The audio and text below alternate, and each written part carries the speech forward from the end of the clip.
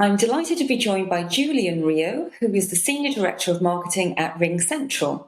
Julien is an established author, blogger, and expert on the future of customer experience, which is a very topical area with our members.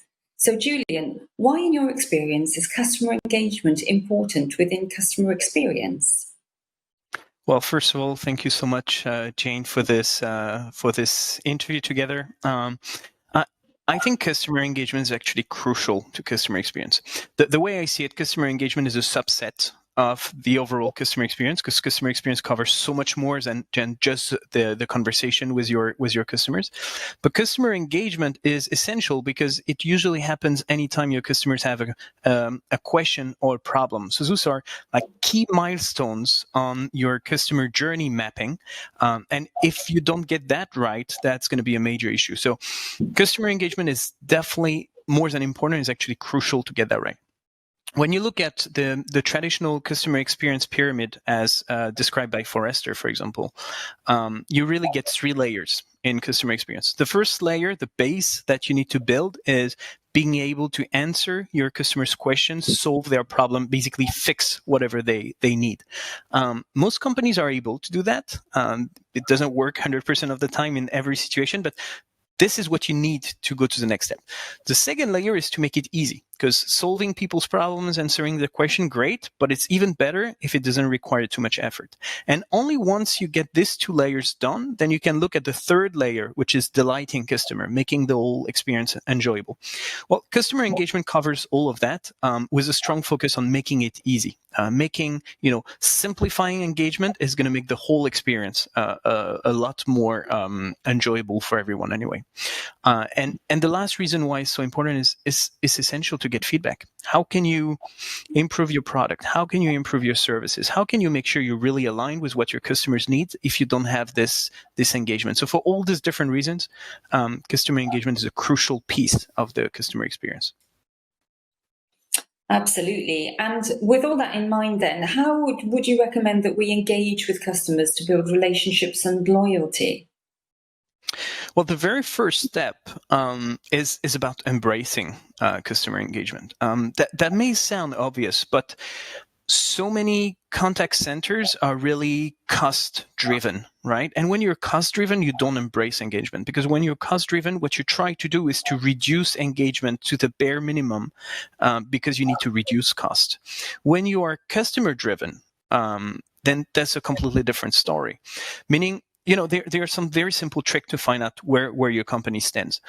If the major KPI, if the major metrics within the contact center is about average handling time, you're probably cost-driven, because you try to reduce the time you spend with your customers to the bare minimum, because each second is actually a few cents that you gain on your bill. If, on the other hand, one of the top metrics you would have within the contact center is, customer satisfaction, NPS, FCR, for example. All those things are good indicators that you are more customer driven. So embracing engagement means really understanding that it has a huge impact on the customer experience, and therefore it has a huge impact on their satisfaction, the loyalty, the revenue you generate with them. If you take this approach, then you're already on the right path. Once you get that ready, there are many other small tricks you can have here and there to build a stronger relationship. One of my favorite one is try to find ways in terms of processes and in terms of technology to make sure that the last agent that talked to a customer is also the next agent that will talk to that customer next time the customer comes back. Because if you can manage to find a way that the same agent always talk to the same customers, they will build bonds, which is so difficult when you change, a customer service representative every time you engage with a brand. If you change every time, you can't build anything. But if you end up having the same agent whenever possible, you start building bond. And from these bonds, then you have the customer loyalty you need. And the last thing is trying your best not to have agents built into silos. If you manage to get agents a full customer view across past historical data, across different channels, across different touch points, across transactional information, once you give this to your agents, then now they have the full picture and they can really build that relationship and satisfy your customers and keep climbing this pyramid I talked about earlier. There are so many small things you can do, but at the end of the day, it's just an accumulation of small details that will really help that customer loyalty to be built the right way. Brilliant, thank you. That's obviously a very 360-degree approach. With that in mind, what process should organisations use to select the right customer engagement channels? Well, the very first thing here is to understand the different channels that there are out there. There are a few basic principles that you need to look into. Are we talking about voice, or are we talking about written channels? Are we talking about synchronous, or are we talking about asynchronous? Are we talking about third-party channels or embedded home-based channels? Once you have that understanding, and once you understand who your customers are, what is it that they're using on the daily basis, then you start knowing what it is that you need to make available for them. If you know that among your customer population, 80% of them are using, WhatsApp on a daily basis to engage with their friends, with their family, chances are this is the right channel you should implement. If all of them are using email only, then that's where you need to go. You really need to understand your customers, because there is no one solution fit all. It really depends on what your customer base look like. Now, generally speaking, what is really hot these days, what's huge in 2020 is everything about messaging. Messaging channels are hot because everyone uses them. Obviously, younger generation use it more, but even older generations are using it every day. I'm sure anyone that, my personal experience, that anytime I call someone, first I will send a message to ask, is it the right time to talk? Because messaging is so much embedded into our daily lives today. So look into this messaging channels, find what makes sense for you, and don't focus on a single channel. You need to have a larger mix, because you don't have, once again, one size fits all for all of your customers. Even if 80% of your customers love WhatsApp, there will be situations where email is more convenient, live chat is more convenient, Facebook Messenger is more convenient, whatever that is. So you need to have a healthy mix that really represents the population of customers that you got. Yeah, that's a very holistic approach, really, isn't it? I've received a question from one of our members, actually, which is, how can companies use digital channels to deliver a preventative customer complaints framework? What would you recommend there? Well, I think when you look at engagement channels, you can separate them into three buckets. The first bucket is what I would call reactive channels. So reactive channels are typical. That's what we use the most. It's email, for example, or that's going to be, messaging channels as well, meaning that the customer comes to us and asks a question and we react by responding to this question.